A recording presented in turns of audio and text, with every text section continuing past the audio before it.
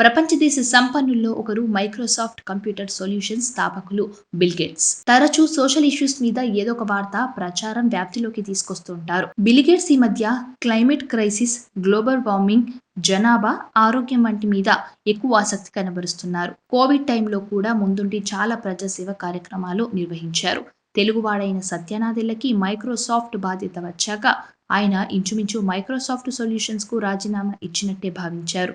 తన జీవిత సమయాన్ని research and డెవలప్మెంట్లో ఇన్వెస్ట్ చేస్తూ తరచూ సామాజిక మాధ్యమాల్లో కనిపిస్తున్నారు. తను చదువుతున్న పుస్తకాలు పంచుకోవడం, తనకు ఇష్టమైన పుస్తకాలు విశ్లేషించడం వంటివి కొనసాగిస్తూ గేట్స్ నోట్స్ వారం వారం ప్రచురణకు దిగారు. ప్రస్తుతం తాను మలేరియా పూర్తి నివారణ పనుల్లో బిజీగా ఉన్నట్టు చెప్పుకొస్తూనే సరికొత్త ఫిలిం డాక్యుమెంట్తో ప్రేక్షకుల ముందుకు వచ్చారు. దీనికి వాట్స్ నెక్స్ట్ అనే నామకరణం చేశారు. ప్రథమ ఓటీటీ కంపెనీలో ఒకటైన నెట్ఫ్లిక్స్ ద్వారా ఈ చిత్రాన్ని ప్రేక్షకుల ముందుకు తీసుకొచ్చారు. ఆర్టిఫిషియల్ ఇంటెలిజెన్స్ దాని తదుపరి భవిష్యత్ ప్రకటనపై తనకున్న ఆలోచనలను పంచుకోవడమే కాకుండా ఇతర వేరువేరు పర్యవేక్షణలో పాటుపడుతున్న ప్రముఖులతో ముఖాముఖి సంభాషిస్తూ ఇరువైపులా పరిజ్ఞానం పంచే ప్రయత్నం చేశారు.